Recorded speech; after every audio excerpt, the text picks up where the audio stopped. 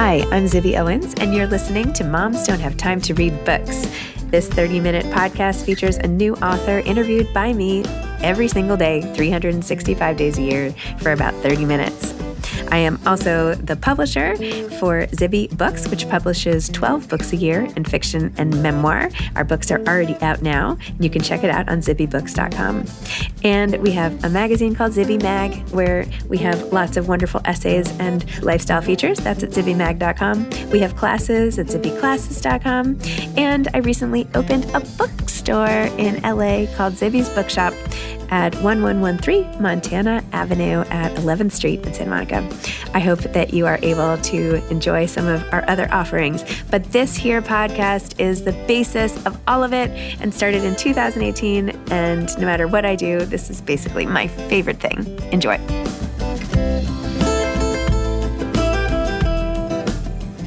William Kent Krueger is the author of The River We Remember, a novel. Raised in the Cascade Mountains of Oregon, William Kent Krueger, who goes by Kent, attended Stanford University before being kicked out for radical activities. After that, he logged timber, worked construction, tried his hand at freelance journalism, and eventually ended up researching child development at the University of Minnesota. He has been married for 50 years to a marvelous woman who is a retired attorney. He makes his home in St. Paul, a city he loves dearly. Ordinary Grace, his standalone novel published in 2013, received the Edgar Award given by the Mystery Writers of America in recognition for the best novel published that year. The companion novel, This Tender Land, was published in September 2019 and spent nearly 6 months on the New York Times bestseller list. His work has received a number of awards, including the Minnesota Book Award, the Loft McKnight Fiction Award, the Anthony Award, the Barry Award, the Dillis Award, and the Friends of American Writers Prize. His last 11 novels were all New York Times bestsellers. Welcome, Kent. Thank you so much for coming on Moms Don't Have Time to Read Books to discuss The River We Remember, a novel. A pleasure to be with you. Thank you for the invitation. Of course. I have to say, this impressed my mother the most of probably any podcast I've done. She is your biggest fan ever. This Tender Land is literally her favorite book. And she's like, no, I can't believe it. You're talking to him? So, yeah. Would you give her my best? I will. I will give her Thank your you. best. I will make sure she listens. Actually, speaking of listening, I listened to part of this book on audiobook, which was really wonderful. I had this long Central Park walk and I I got right into the feel of it. It was wonderful. And then read the rest on paper. So kudos to the audiobook team as well. Yeah, I haven't had a chance to listen to the audio version. I listened to the audition tape, liked the voice, but honestly, I don't tend to listen to my audiobooks because no matter how good the reader is, they don't read it quite the way I would. And you don't want to? I auditioned to get the job. Oh my gosh. Next time you better pull some strings. Okay, for listeners who have not read The River We Remember, can you please tell them about this book? Sure. The River We Remember is set in the summer of 1958. It takes place in southern Minnesota in an area I call Black Earth County. It opens on Memorial Day, 1958, when the county's leading citizen, a man named Jimmy Quinn, is found floating in the Alabaster River, which runs through town, dead from a shotgun blast and nearly naked. Zibby, this is truly a mystery because the question at the heart of the story is who killed Jimmy Quinn, but that's not really what it's about. That's true. I like that pitch, by the way. Very well done. Leaves some intrigue and all of that. I feel like the setting is as much a character as anybody else in this book. Tell me about the landscape, how you evoke the sense of imagery, and just how immersive you make it, because I feel like we are all sort of trotting along as we go through the story. Yeah, I write profoundly out of a sense of place, as do most of the writers whose work I admire. I am not native to Minnesota. I didn't move here until I was in my very early 30s, so my wife could go to the University of Minnesota Law School. And before that, I was a nomad kid. I lived all over the place. And I never really had anywhere that, I called or thought of as home. But I swear to you, the minute I set foot in Minnesota, I knew I'd found home. I fell madly in love with this place. And so every time I sit down to write a story set here, whether it's up north in my New York Times bestselling Gork O'Connor mystery series, or if it's in southern Minnesota where all my standalones have been set. It is, in a way, a Valentine to this adopted homeland of mine. I did, in fact, spend a number of years growing up in the Midwest when I was a kid. My adolescence was spent there. So my heart really is invested in that sense of place because it's so important to me. And I approach place in the way, when I used to teach creative writing, I always told my students, you should create sense of place in the same way that you create character, because place has all of the characteristics that we would think of when we're establishing character. It has a voice, it has a face. If you've been in the Midwest, it has a particular smell. It has a culture to it. And so I create my place in the way I create all of the important characters of my stories, because I think place is one of the most important characters in a story. Very true. Who are some of those authors? You mentioned that in the authors you admire, place has an equal role. In the mystery genre, I might cite Louise Penny, her Three Pines in Canada, C.J. Box or Craig Johnson in Wyoming. Certainly James Lee Burke, his Dave Robichaux series, which is set in the New Orleans area. So in terms of the genre, you've got a few there, but certainly there are fine writers outside our genre. We think of them as literary authors who have a profound sense of place. My favorite novel of all time is To Kill a Mockingbird, and the sense of place that Harper Lee establishes there is just profound. I think we all should study that novel for lessons in how to create that profound sense of time and place. I mean, hers was also set in an earlier time. Mine is set in 1958, which causes my novel to be called an historical novel, which always tickles me because I was alive then. I don't think of myself as an historical figure, not yet anyway. That's literally for my publishing company. We don't publish historical fiction, and I use my birth. I was born in 1976. I'm like, anything after that is not historical fiction. No, it's too depressing. Oh my goodness. Oh my gosh. So if I were a student of yours in your creative writing class and you've sold me on the idea that place is just as important, how do you do it? Like, what are two things to keep in mind when you're really creating a great sense of place? Well, I used to tell my students the first thing you don't do is give your reader a travel log. There's nothing that's going to slow a story down than detail after detail after detail of sense of place. So typically, I would encourage them to find what is specific that can give a larger sense of the place and maybe unique, something that they're not going to see somewhere else. And then slowly across the course of your work, you give them more additional details. So you build place as you build character over time and patiently. Interesting. So I was drawn to the scene in particular where Jimmy's family is told that he's not coming back, and the way that they respond to the loss and the children and the wife, and how even though they thought maybe he was up to no good, this is for good. Tell me about how you recreate that sense of timing and the emotion that it evokes in the moment, because a lot of people have been in that moment. Well, when you write a mystery, part of the art is misdirection. And so while you are trying to give important information, you're also trying to give clues in a way that the reader is not necessarily going to pick up on immediately. When I wrote the scene in which Sheriff Brody Dern delivers the news of Jimmy Quinn's death, his family reacts in the way many families would react, with sort of this stunned.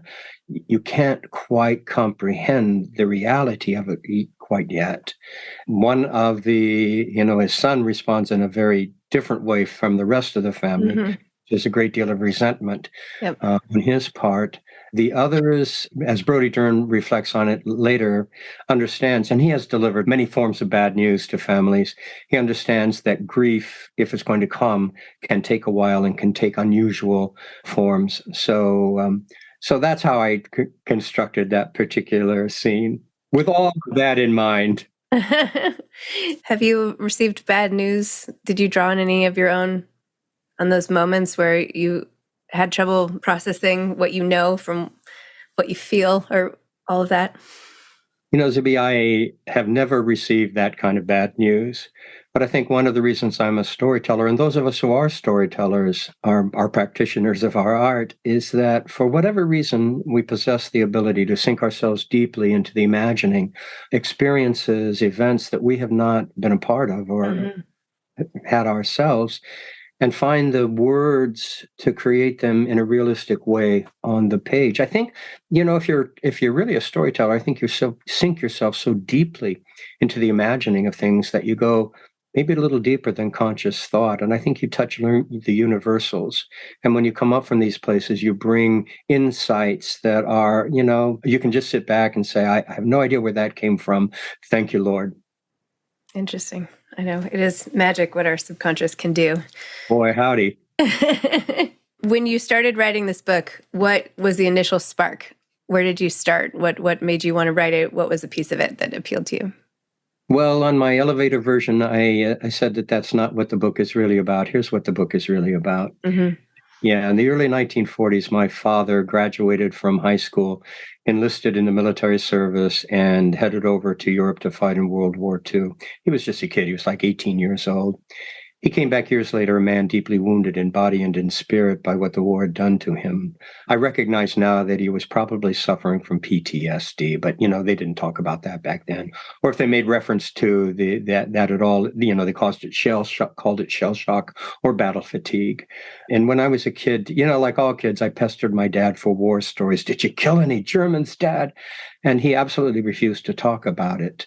And he was very like the fathers of my friends, guys who, like my dad, had gone away to fight in World War II or the Korean War. And they all went away boys, Some of them weren't even old enough to shave yet. And they came back men wounded deeply by the horrors that they had seen and the horrors that they had been a part of. And I've wondered all my life, how could anyone heal from that kind of wounding? What about the people they left behind, their wives, their mothers, their fathers, their sisters, people who I'm sure were praying for them desperately while they were off fighting, and maybe who in the end lost them on the battlefield? How did they heal from their wounds? How did anybody find a way to heal? And that's really what The River We Remember is about. That's beautiful. What gets you out of bed in the morning to keep writing? Like, what is it about it that is just so appealing to you? I have always been a storyteller as far back as I can remember. And I began over 40 years ago, a regime that I follow to this day. I get up at 6 o'clock every morning, 7 days a week. And back in the old days, before the pandemic made a shelter in place, I would go to a coffee shop and spend the first 2 or 3 hours of the day writing. During the pandemic, I had to exchange my kitchen counter for the coffee shop, but I still write every morning for 2 or 3 hours. And just the idea of doing what I love most, first thing in the day, just pops me right out of bed, particularly if I'm at work on a project that just has captured my heart in a profound way. And that's usually the way it is. I typically don't write something that I can't invest my heart in. And that has certainly been true of my standalones, all of those novels that I've set in southern Minnesota. Interesting. What is something that someone who hasn't been to southern Minnesota should know about it? Most of the country, so much of the country, ignores the Midwest, the heartland. We're the great flyover. And people on the sophisticated people on the East Coast and the sophisticated people on the West Coast, they really have no idea of what they're missing. The heartland is such a beautiful place. It has an agrarian beauty. It has beautiful little river valleys. If you drive through in the spring and the crops are just coming up and the fields are these beautiful rows of green sprouts, or you come through during the summer and you see the corn, knee high by the 4th of July, or you drive through in the fall at harvest time and you see those big combines out there late into the night harvesting the corn or the wheat or the soybeans or whatever they're harvesting. It's just stunningly beautiful, particularly in the fall when we have so much color here. And so I try to, you can tell, I hope, that my heart is in the heartland. And I try to give that love to readers. I try to, when I write novels set here in Minnesota, I try to make them a Valentine to this adopted home of mine. That's lovely. Who do you miss writing about the most? Which character? In The River We Remember, I loved Connie Graff. He was such a He was such a citizen of his time, guy who has lots of wisdom, has lots of guilt for his own reasons, has just this huge embracing heart. And I loved creating him as a character. I loved spending time with him. The other character that I really appreciated a lot was Scott Madison, a kid who's trying to understand what it is to be a man, particularly in the post World War II, post Korean War era, when we were looked at as a victorious nation, and we had heroes abounding. The Audie Murphy, to hell and back kind of a thing. Scott's really struggling to figure out what it is to be a man. And those of us, particularly who grow up in that period, really understand that, I think, because for us, so much of manhood seemed to be linked to your ability to be a warrior. And so Scott's really struggling with that. And I so identified and loved that kid. How did you come to terms with, I imagine your relationship with your father, if he's closed off to talking about war, might have closed off a whole section of him to you, and the emotional connection, perhaps? What was that relationship like? Yeah, that was absolutely true. But I think that was true of so many men of my father's generation. These are guys who are typically unemotional. They'll talk sports with you. They'll teach you how to ride a bike, throw a football, hit a baseball. But when it comes to talking about feelings, they're just not comfortable with that. Later on in his life, my father was much better at it. But when I was growing up, that wasn't him. He was a loving father, wonderful father, but we didn't talk heart-to-heart stuff. And have you done things differently yourself? I hope so. Yeah, I think you would have to talk to my children to find if that is in fact true, that I have opened my heart to them. I hope I have. They always say we do everything in opposite. It's either in reaction to, and we do the opposite, or we do the same. But it's hard to just make up the rules of parenting. It comes from somewhere, right? Some response to what we absolutely. The truth is, in the end, we don't really have an idea of what our children think of us as parents until they are parents themselves and they begin to share. Oh, now I get it. I understand. Oh, I see what you I see what you had to deal with when I was growing up. Yeah. So true. Oh my goodness. In terms of sort of plotting out your novel and figuring out when to tell the reader what, and do you outline, what is your process of putting these books together? If I write, I follow two different processes depending upon the kind of story that I'm going to be writing. If I'm writing a story in my Cork O'Connor series, those are all essentially mysteries. And a mystery is a very tightly woven fabric of storytelling. Everything depends so significantly on everything else. And I think that the success of a mystery depends largely on the timing of the reveals. Mm-hmm. When do you get the reader the clues that are going to be necessary to solving the mystery at the heart of the story? So when I write a story in my Cork O'Connor series, I think that story through as completely as I can before I ever put my fingers to the keyboard. At the end of that long process, it can take weeks or sometimes months. I know how the story begins. I know how it ends. I know who did what to whom and why. I know the themes that I want to weave through the story. But with my standalones, Ordinary Grace, This Tender Land, and Now the River We Remember, I wanted a different process. A mystery is an intellectual construct. You create a puzzle in your head, and you're working like crazy to make sure all the pieces fit seamlessly together. My standalones didn't come from my head, they came from my heart. And so I wanted a process that would help the reader feel like I was telling you this story straight from my own heart. So going into the writing of these novels, these standalones, I've only known a few elements that I was going to include in the story. And then I let the story reveal itself to me as I was writing it, let the characters come to me, reveal themselves to me. And that creative process, I got to tell you, Zibby, is just extraordinary. It's like nothing I've ever experienced before. But I would never approach a Cork O'Connor novel that way.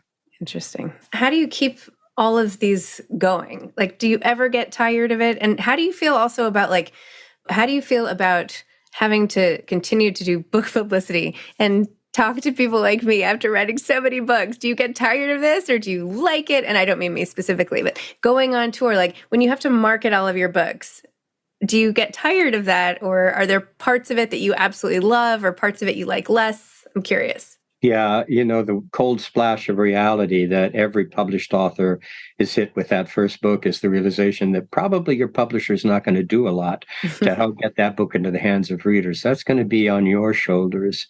So, in addition then to being a writer, you have to become a promoter. And some people are better at it than others. Very early on, one of the primary forms for me of promotion were the more personal appearances. With my advance on my very first novel, because my publisher didn't put together a tour, I put a lot of money into touring across the country myself and meeting booksellers everywhere. And those relationships that I established with that very first book are still important to me today. So I still think for me, the best and most enjoyable form of promotion are the personal appearances that I make. For The River We Remember, I have somewhere between 45 and 50 events that I'm doing. I'm about halfway finished with those. We have quite a few ahead of me. But then you've got to be on social media, and that maybe is the most difficult part for me. I have a Facebook page and Twitter and Instagram, and I have to come up with content to put out there for readers so they don't forget who I am. And that's a little onerous at times and can sometimes be intrusive. Yeah. Don't you get tired? You don't get tired? You seem to have boundless energy. You caught me on a good morning. Just got back from a very long swing in the South and in the Southeast for The River We Remember. So I was tired yesterday. I'm feeling I just came back from a bike ride, and nothing energizes me like a bike ride. But I have a lot still going ahead. I know that I will be very tired by the end of everything, and I will be saying to myself, never again. And then the book that will come out next year will come out, and I'll probably be doing the same thing once again. And what is the book coming out next year? It will be the next book in my Cork O'Connor series, number 20 in my Cork O'Connor series, a novel called Spirit Crossing.